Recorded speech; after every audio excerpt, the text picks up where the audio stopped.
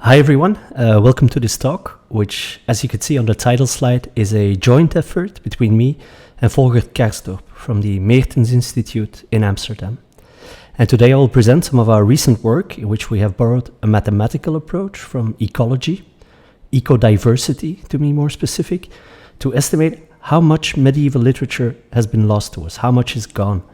And for me personally, this is all still very new and exciting, since in the past I've mostly worked on stylometry and digital text analysis in medieval literature, and this is something completely different. So I'm very happy that I can share our preliminary findings with you today.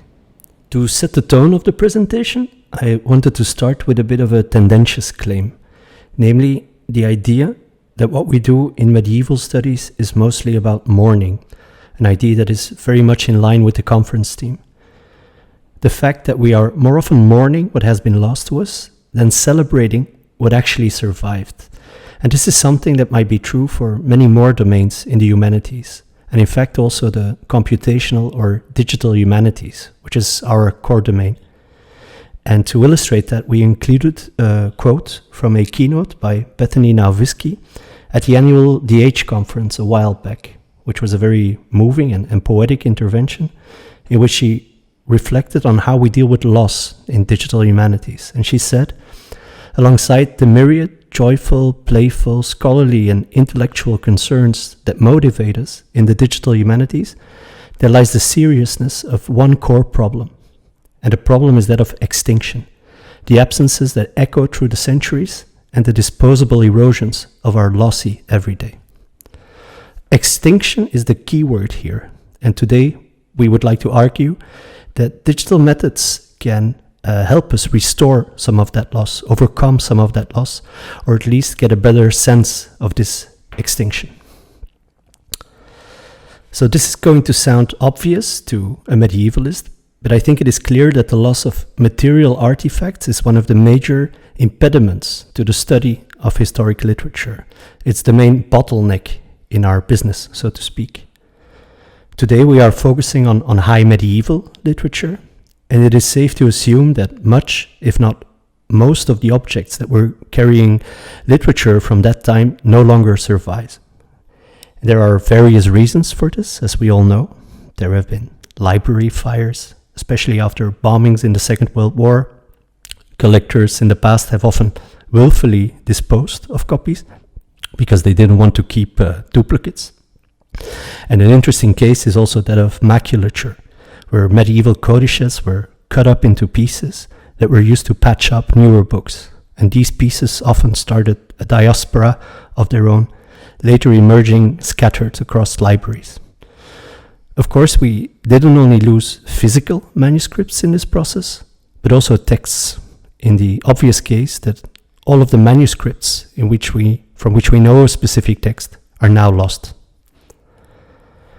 So today we'll be focusing on a specific case study that lends itself well to our kind of analysis, which is the corpus of chivalric romances in Middle Dutch, or the Germanic dialects that were spoken in the medieval Low Countries. And these are all epic narratives that fit Jean Baudel's well-known enumeration of Matière de Rome, Matière de France, and Matière de Bretagne. Currently, and these numbers are in fact still going up, we know of 76 texts in this genre that are distributed across 168 witnesses, manuscripts, but also many fragments of manuscripts. Now, we must assume that there has been much more once. There are many references, for example, to texts that are no longer known to us.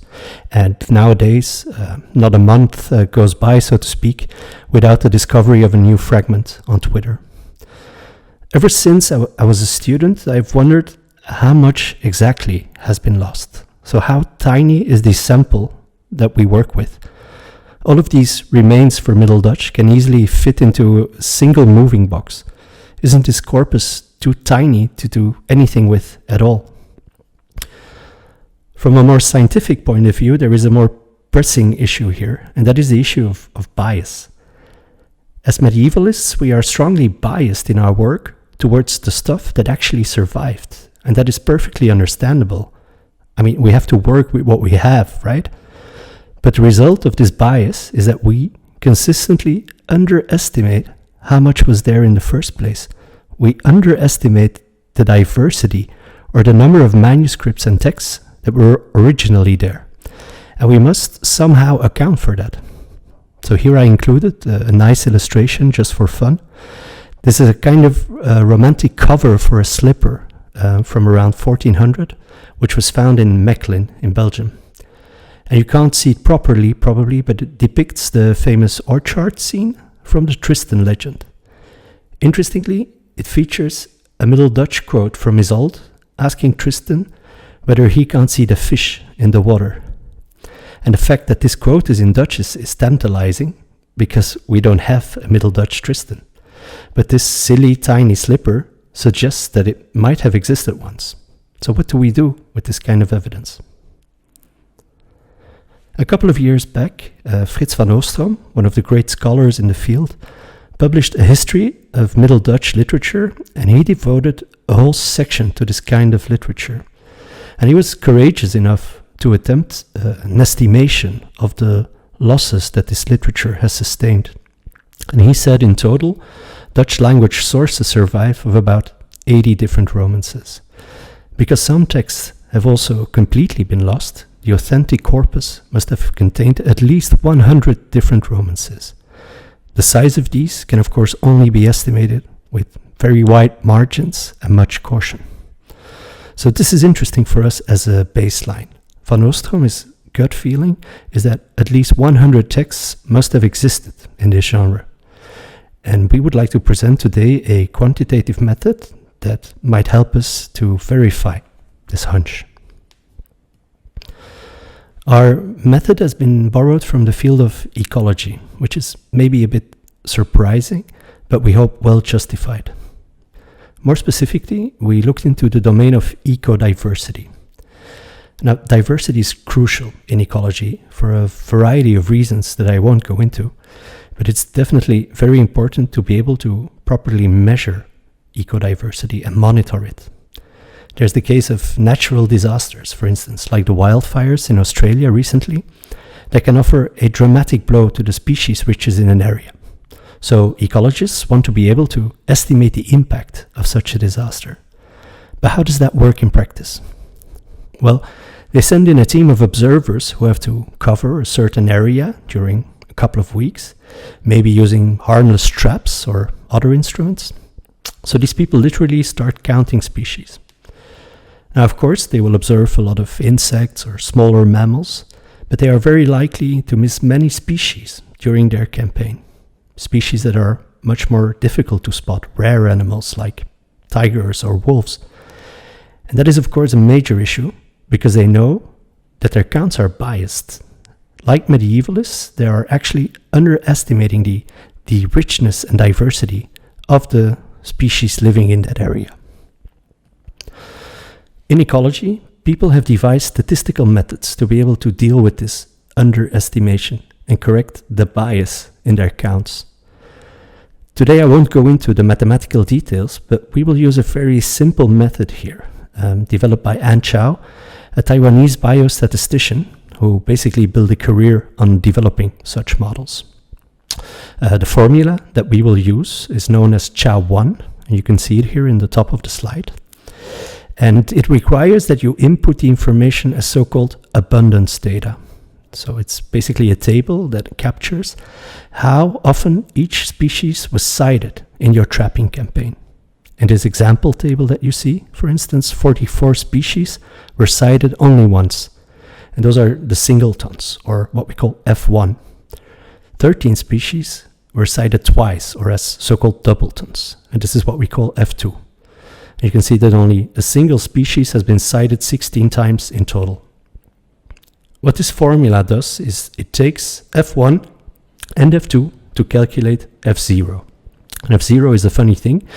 F0 is the number of species that are in fact out there, but which were spotted or sighted exactly 0 times. So these are the undetected species, the unseen species. And this is why this is called an unseen species model, like in our title. What we would like to argue today is that we can apply this model also to medieval literature.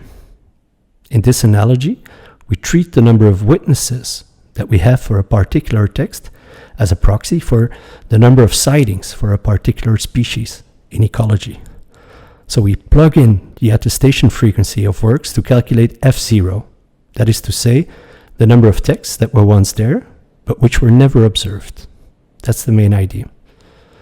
So this is the first time, to the best of our knowledge, that this is done for handwritten materials, but we should point out that there has been previous work for early modern books by Egge and Brood, amongst others, who applied a very similar approach to the number of surviving specimens for print editions, which is of course very different from medieval books, where the concept of a print run, for instance, isn't meaningful. Our main results are summed up in this graph, which is known as a species accumulation curve. You have to take some time to really understand what is going on here. So what we do is we plot the number of texts on the vertical axis as a function of the number of manuscripts on the horizontal axis. These are the witnesses. So this shows how many texts you are likely to find as you discover more manuscripts or fragments. The solid part of the line to the left is the situation as we can actually observe it nowadays. Remember, we have 67 texts and they are distributed over 168 witnesses. But the dashed part of the line is actually the interesting bit. This offers a peek into the future, showing what would happen if we were to continue finding manuscripts into infinity even. Now, as you can see, this curve is asymptotic. It starts to flatten out at a given point. And as such, this line suggests that originally there were at least 152 texts, of which only 50%, or about half, survives nowadays. There's a bit of uncertainty here, of course, and that's what you can see in the shaded region that surrounds the line. But this estimate, anyhow, seems way higher than the one offered by Van Oostrom. He said at least 100. I'll come back to that later. The previous slide related to the number of lost texts in medieval literature, or the number of unseen species in our analogy. Interestingly, we can go one step further and use an extension of this method to estimate the number of lost manuscripts or text carriers in this genre. How many of those did we lose? A while back, An Chao and colleagues developed an extension of their base method that was meant to inform field workers in ecology as to how far they were in their registration campaign. And this method answers the question, how many additional sightings would you need, approximately, to observe each of the species in the area at least once? So, how many manuscripts would we have to discover to get at least one witness for each text that was once out there? So, informally, what we would like to estimate in the graph is the point, this time on the horizontal axis, when the curve starts to flatten out. This number is only an estimate, of course, but it might give us an idea of the manuscript loss that this literature sustained. What you can see here on this slide is again a species accumulation curve, this time in blue. But we added a gray part now, which shows the results of this extension of Chao-1, and shows you how many sources or manuscripts might have existed once. As shown by the dashed gray line, this method would suggest that originally there were just under 2,000 manuscripts containing Middle Dutch chivalric romances. And of these, only about 8.4% survives nowadays. Now, when this number came out, I was really surprised, and that has to do with the fact that we do have earlier estimates from book historians in this domain. These estimates are typically based on medieval library catalogs, of which the historic composition is known, so that we can easily calculate how many of the books mentioned in there are still known today. Now, this kind of data isn't without problems. We don't have all that many of these catalogs, and these are also often monastic in origin, so that we don't really know how well we can extrapolate these figures to other environments. If we would have an alternative method to verify these numbers, that would be great. Hanno Wijsman, for instance, recently reported some estimates, and his numbers suggest a survival factor for non-illustrated vernacular manuscripts, like the ones that we are studying here, of about 7%. This is the kind of books in which Middle Dutch literature typically survives.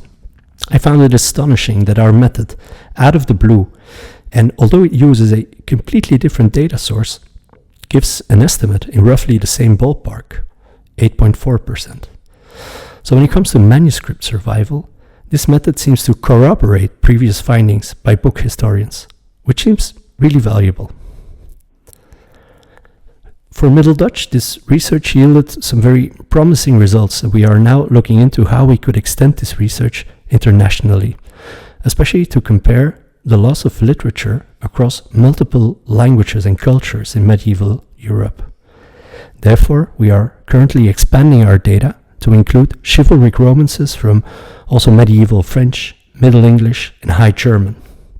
The main problem here is how to translate the genre of ridderepiek, or the chivalric romance from Middle Dutch, across languages and compare sets of texts that are at least somewhat comparable. In the data, as we have it now, and this is of course very much work in progress, we can already see some interesting trends. German and French epics, for instance, yield a highly comparable survival rate, and that survival rate is clearly higher than for Middle Dutch. Interestingly, the loss rates for the medieval English romances are much lower, even dramatically lower. So we are currently working with domain experts to improve our data. One interesting aspect that we are looking into is how the current locations where witnesses are kept relate to the survival chances of the literature that they belong to.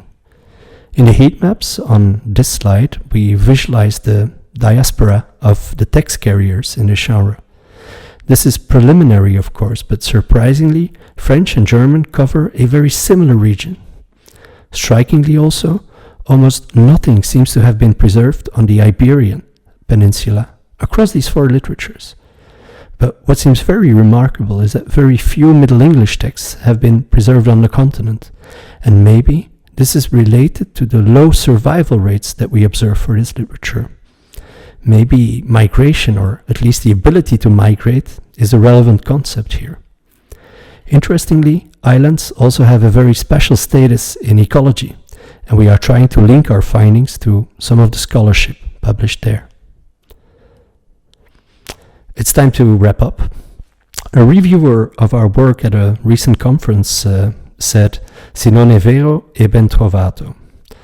That pretty much sums it up.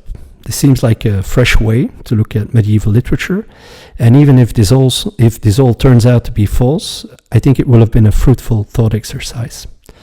So our numbers, as we have them now, would suggest that the current estimates for the loss of texts are too conservative. Roughly half of the Middle Dutch chivalric literature seems to have been lost, and this would of course have implications for the sort of claims that we can make in our literary histories. This is really a call for modesty, it would seem, a call for caution. Interestingly, when it comes to text carriers, the witnesses, our results are way more in line with previous claims, and our research corroborates these findings rather than contradicts them. So what does this mean for practitioners in Middle Dutch studies? Well, there's good and bad news. The good news is that there's still much to be found. So if you discover a new fragment, there's still a good chance that it will contain a previously unknown text. The bad news, on the other hand, is that if we would like to discover at least one witness for all of the texts that once existed, we would probably have to discover over 1,500 manuscripts, and that's not very likely to happen. All in all, these unseen species models seem to open up exciting new research avenues, but much more work is needed. So one interesting problem, for instance, is that these models from ecology assume that the way we cite animals is stochastic or completely random. But we know from book history that that is probably not the case. illustrated books, for instance, or convolutes, seem to have had much higher survival rates. And we are looking forward to try and integrate these insights into our methods, but that won't be easy. That's it. Thanks for your attention. Enjoy the rest of the conference, and we will of course be happy to take questions during the live session. Bye bye.